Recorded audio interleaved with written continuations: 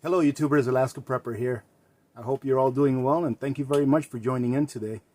Ladies and gentlemen, history does not repeat itself, and that's true. But the saying goes, history often rhymes. And I believe that we are coming to one of those times where history rhymes, meaning that we're going towards a cliff that humanity has gone through before. However, we as humanity also have failed to learn from history. Therefore, here we are again. Not repeating history, but it sure does rhyme. And I'm afraid that it's going to rhyme as to what's happened in the past. Now, I'm not trying to alarm you, and I'm not trying to get something out of you or from you. I just want to inform you as to what our history says about food shortages and famine, because there's a lot of examples out there, and I'm going to share with you a few, and I'm going to want you to, or I would like you to, try to decipher what the common denominator is of all of these food shortage / famines that have occurred in our not too past history. I'm talking about like within the last 150 years or so, which is not that far away from where we are today. But there's two things that I figured out after reading several of these history articles about different famines that happened in different times and in different parts of the world. Now, one thing that I can see some people saying, before I even start to talk to you about this, towards the end, people will say, well, it's never happened here in the United States. Well, ladies and gentlemen, it's only geography. We're still human beings. And the things that I'm going to go over with you here happen to human beings. We are entering a phase of this cycle, and I believe in cycles, but we are entering a phase of this cycle where I feel, along with many other people who are a lot smarter than I am, let me tell you that, who also feel that we're going to be going into a severe food shortage cycle. And in some parts of the world, and don't say that it can never happen here, but in some parts of the world, it will be at the level of famine, meaning that people will perish because they don't have the caloric needs that they require in order to continue living. Now, in the end, I will tell you that the message, ladies and gentlemen, is to prepare while you have the opportunity now to prepare. There's so many things going on, and some of these things I mentioned in previous videos, like the land hurricane that just occurred a few weeks back, that flattened out more than 10 million acres of corn and soybeans that are not going to be usable anymore. And also how our country, even after all of these losses, continue to export records amounts of food in trade for currency. After I tell you about some of these things that have happened in the past, think about that. Think about how people will trade food for currency, even though their country has just had a substantial damage to their food security. And the damage to our food security here in the U.S., it may not seem like a lot, because we are probably the biggest producers of food in the world.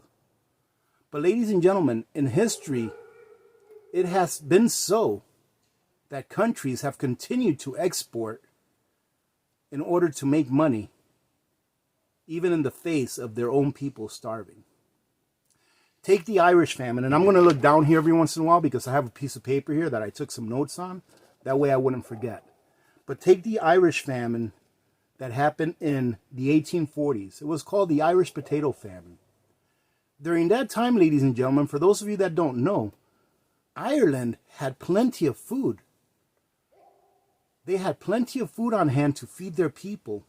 However, most of their food was being exported for money, while most of their people were starving. And by the end, after everything was said and done, roughly 1.5 million people perished from hunger and starvation. Sometimes I talk to people about this face to face, and they tell me the same thing that I hear so many times. Because, ladies and gentlemen, we are so conditioned. We have lived such a good life here. Do you know that in the United States, the poorest of the poor live a better standard of living than about 1 or 2 billion people in the world? About 1 to 2 billion people in the world live a lesser standard of living than what the poorest of the poor live here in the United States of America. We have been accustomed to always be able to go to the store and see food on the shelves. Some people don't even know where the food comes from. We get food from all over the world. But what if that stopped tomorrow, ladies and gentlemen? Let me go ahead and throw a hypothetical at you. In order for you to buy food, if you don't grow your own food, I know many people will say, well, I grow my own food. I can supply food for my house, for my family. I grow my own vegetables, potatoes. I raise my own chickens, goats, etc., right? But that is a very, very minor amount of the people that we have here in the United States. I would say that's maybe 1% of the people, if that are in a situation where they can say, well, I can provide my family everything they need without having to go to the store should the stores shut down, and we could survive for an extended period of time. That is a very minor amount, or a minute amount of the people that live here in the United States. And you know, when 100 people around you have a problem that you don't have, they may look at you as the problem because you don't have that same problem. Meaning that if there's 100 people around you starving and they notice that you're not starving, then you're the one that has the problem, not them. All right? Because they're going to have that problem no matter what. But you're the one that really has the problem. Because now you're going to have to decide, what are you going to do in order to either disguise your well-being or move on so that you won't be in the face of danger once they figure out what you do have. Right? I always see a lot of comments of people telling me, you shouldn't really show what you have on YouTube because people may come and try to take it from you. And that's true, ladies and gentlemen. And I've discussed that before on previous videos on why I am okay with doing what I do. First of all, I believe it is a calling, that I warn people, that I tell people what they may need in the future in order to sustain their lives and their families' lives in case things run out at the store. And number two, I truly do feel that I live in a very secure area where if SHTF happened, it's very slim chance of anyone making it up to where I live. But I digress. Let's talk about the Vietnamese famine, 1945, right? The Vietnamese famine happened with a combination of military rule and biblical droughts followed by flooding. And after everything was said and done, more than 2 million people had perished. Military rule coupled with flooding and droughts. Was there anything that those people that perished could do about that? Was there anything they could do about it? Now remember, ladies and gentlemen, every crisis has a beginning and an end. That's what being prepared is for, so that you can get through the crisis. So I want you to know that all of these famines and all of these food shortages that happened in the past, they all had a beginning and an end. And that's what I'm promoting here, is for you to be prepared to get through a certain period of time where you may need your stores of food that you put away now that they're available, instead of waiting until it's too late and you not being able to get anything at the stores. So that scenario I was talking to you about, right, hypothetical. Let's say, for example, that tomorrow the banks closed. Let's say that tomorrow the dollar crashes. I think there is a very high likelihood that we have an economic collapse here in this country, followed throughout the world. Meaning that if we have an economic collapse here in the U.S., it's going to happen worldwide. What happens if that tool that you use, the currency that you use to purchase things, all of a sudden becomes worthless? Do you think that supermarkets are going to give you the food? They're going to give it to you willingly? No, people are going to take it by force. But that's only going to last a little bit, because farmers aren't going to give away their food. They need to make a living as well. So what's going to happen? People are going to take that food forcefully. Well, are farmers going to continue to grow food and raise animals or raise stock if they know that they're raising them in order for someone to come and take them? No. So just imagine if we had an economic collapse, how that would devastate the food supply in addition to the supply of everything else. Everything would come to a halt.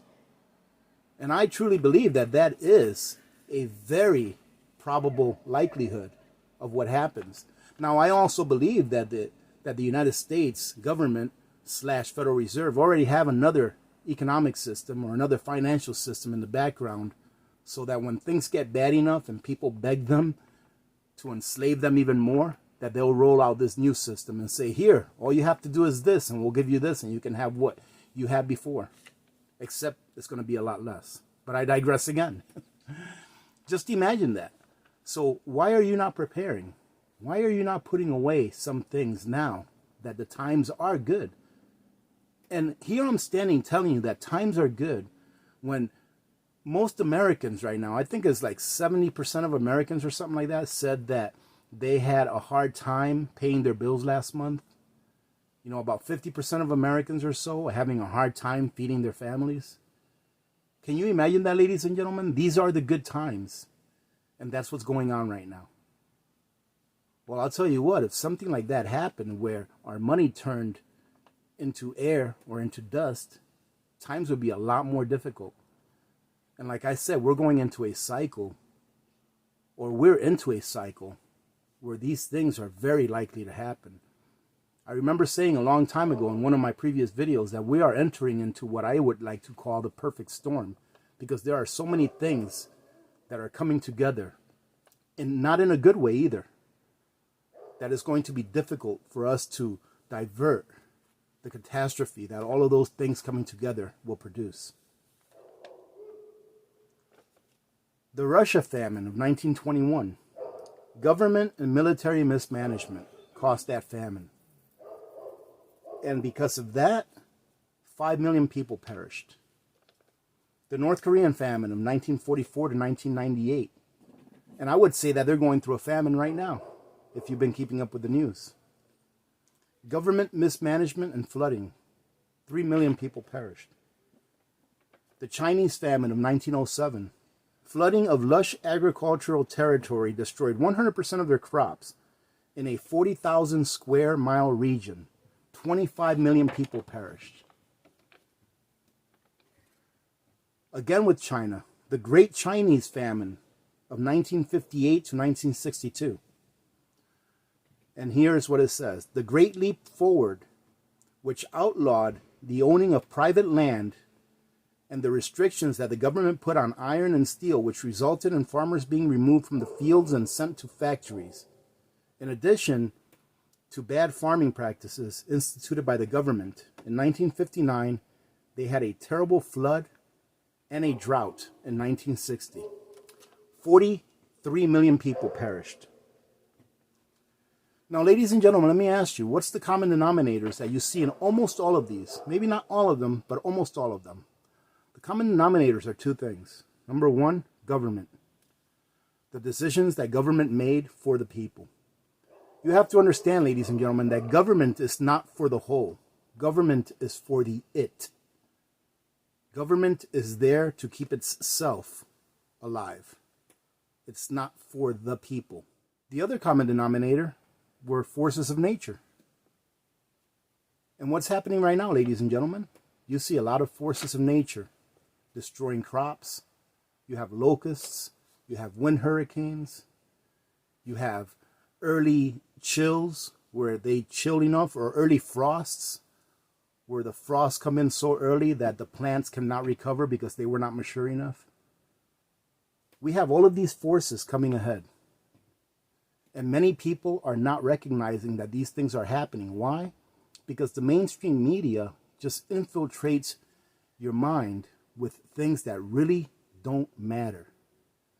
The mainstream media is not there to inform you. They are there to do two things. To entertain you, number one, and to thought shape how you think. They want to shape how you think. That way you don't look at these things that really matter. Ladies and gentlemen, what it comes down to is this. We have an opportunity right now to get prepared. Everyone does. No matter what your socioeconomic status is, we have an opportunity to prepare for what's coming. If you think that things are going to be great and you don't want to prepare, well, that's fine. You know, this is a free country and we are of free will. However, don't think about yourself. Think about your families. Think about your children when you tell them that you can't get any food and they haven't eaten for 3 days. Go ahead and research some of those famines that I mentioned. Take a look at some of the pictures and maybe you'll think twice. Because in life, one thing is certain. One thing is certain in life, ladies and gentlemen. And that is that one day our lives will be over. And I have many people say in comments that I've read in the past that the Lord will take care of me and that the Lord will take me home. Yes, I believe that to be true. However, the Lord takes care of you in different ways. And one of those ways is by giving you notice that you need to do something.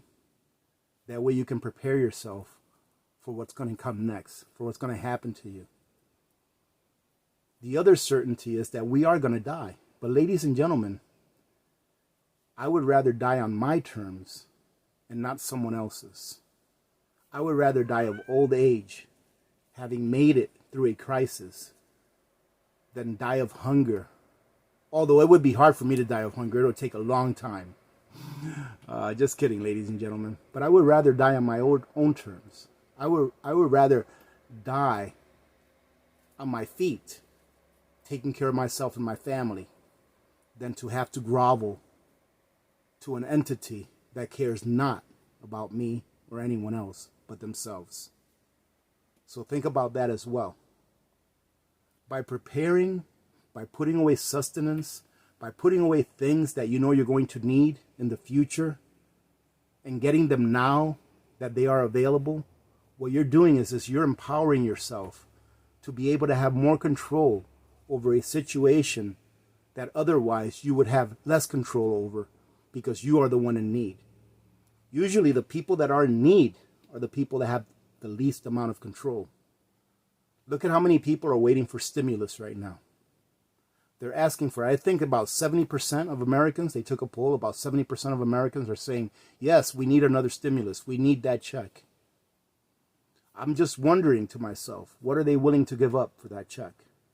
We already know that they're willing to give up some of their sovereignty, because the more in debt that we go as a nation, the less free that we are, and the less free that some of our children, or that our children, will be, and so forth. So don't put yourself in a situation where you are not the one that's in control. This is such an easy task to accomplish. It's such an easy task to take $500. And I know some of you will probably say, $500? Oh my goodness, where am I going to get that? Well, ladies and gentlemen, I am pretty much convinced that we will be getting another stimulus check. But first and foremost, that you take at least $500 of that and go prep. No matter how large of a family you have, 5, 6, 7 people in your family, depending on what you buy, you could probably take $500 and feed your family for 6 months, if not longer. I'm going to do a payday prep here, probably within the next week or two. That's going to be a $500 payday prep. And I'm going to show you all of the things that you can get for $500 and how many calories it's got and all that stuff. That way you can see that a one-time purchase. You only have to do this one time. If you don't have any money, or if you don't want to prepare because you don't think it's necessary, just do this one-time thing. And you can have food security for your family that will give you control over a situation, whether it happens or not, that will take away from your family the ability to make decisions based on your morals, instead of you having to give up your morals for a piece of bread.